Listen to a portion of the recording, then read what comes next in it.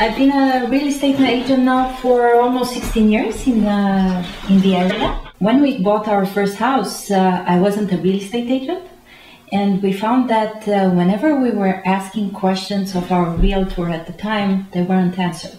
So we found that a lot of our questions went unanswered and they didn't even make the slightest effort to help us. We came here from Romania. Okay. I knew Canada a little bit because I studied at McGill. I have a doctorate in statistics. So I took my real estate agent course and I loved the area. And I just started selling homes. I'm trying, number one, to make it a home for them. So to go into more details than just finding a property. So finding a suitable environment, schools, services, sometimes there's special needs involved. And we also try to find them the best possible financing. I started my career with RE/MAX. If you know the area that you're working in, and you have a good team to help with all the aspects in a transaction, that makes it easy for the people, because moving is stressful. Doesn't matter if you're relocating here from another country, if you're downsizing, if it's your first home. We're trying to make the move as easy as possible. We found that with other companies, it's very hard to keep up with the changes with the internet, with advertising on the internet. They're big companies, so for them it would be very difficult to change. And we're trying to offer the services to people to make the whole process, bring it up to date, let's say. We started our company, it's called Address Set. The idea behind the company was actually to start a family company. Our concept was very successful. We started having a lot of agents from other companies, RE/MAX, Royal LePage, Exit, Proprio Direct, that liked the concept. So we tried to have a company that offers services to our real estate agents that they in turn can offer to clients. When the market maybe it's not great in the neighborhood, we reach out on the internet to people that are somewhere else. We sold homes to people that are in Dubai, from South Africa, England, France, Hong Kong. In North America, the profession of real estate agent is well established for more than 100 years. People are moving a lot more often than in Europe. I believe I've seen statistics that they were saying that in Canada, on average, people are moving 7 times during their lifetime.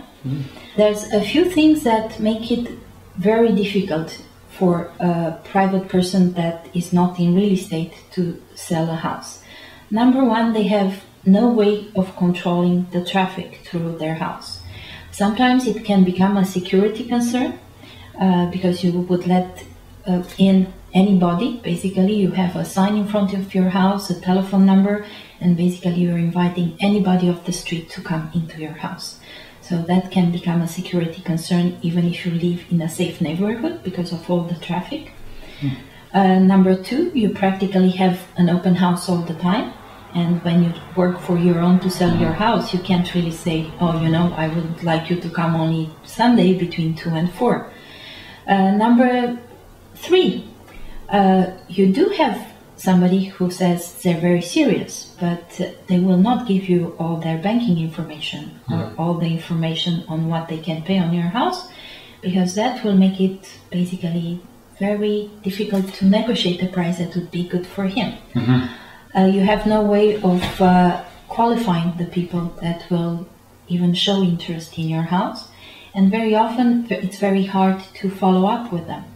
What happens though, even if you pay a commission, depends on the area, what the amount of the commission is, but you pay a commission and usually you still get a better price, so you would be ahead instead of selling the house by yourself. And sometimes you might get to the notary and find that you do not have a buyer because the sale was not closed properly. That makes it difficult because maybe you already bought another house. So the legalities and the legal consequences can be very serious. When you sell with a real estate agent, It will help you in the transaction also for you to get and not be penalized in your financing. For example, when you assume a mortgage, it might be beneficial to you and beneficial to the vendor if the rate is better than the rate that you can get on the market right away. When you are looking for an agent, and let's say you've heard about 2-3 agents that you would consider hiring, I would suggest, and that's what I do when people approach me and they don't know me, I would suggest meeting with 2 or 3 at least and ask them what they do for you. The commissions are usually about the same, but sometimes you might find that you will pay the full commission for nothing.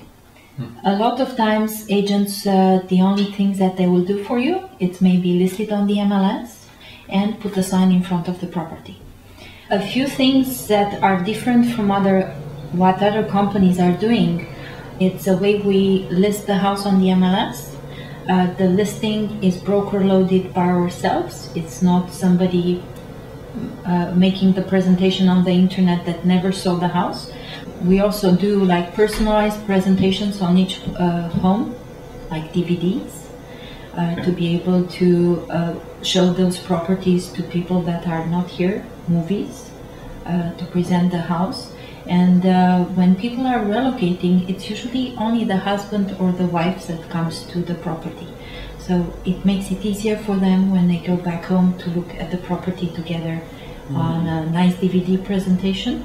Don't go only with the signs, because unfortunately some clients do not want a sign outside in front of their property. So you might even find out that your neighbor sold his house, but there was no sign outside. Look on the internet and you will see a little bit what I mentioned to you, what one agent offers to you compared to another one. But if really you do not have a referral from other people, interview 2 to 3 agents and see what they do for the same money, because you're paying them. When people ask me, why can't you say in the listings that I have 2 fireplaces? And it was in the listing, but it was on the second page that people didn't have access to. So now we can offer that, and we work a lot like that because we're a company that we can always update and add features to our website and to the presentations. So the moment the client finds that we could do better, we will do it. A lot of time clients ask me, why should I go with an inspector we recommend? We never recommend only one building inspector.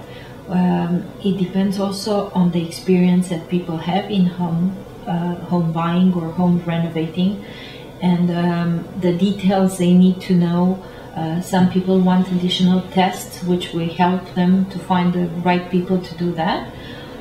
But I would say a trusted inspector that works in the neighborhood, knows the area as well, because each area has typical problems. And if they bought the house that they know it's good, it will make it also easier for me to resell it for them. Otherwise, if they buy a house that's not great, it will make it very difficult for me to resell. Every 30 days or so, we will meet with the client and analyze if the property is not sold, what we need to do to sell it. In determining the price of the house, my background in statistics and evaluation comes in very handy. We actually first moved to Beaconsfield when we bought our first house, and it was mostly because of friends that they said that for 18 years they lived in different places around Canada and in Montreal, and the place that they found was the best was Beaconsfield.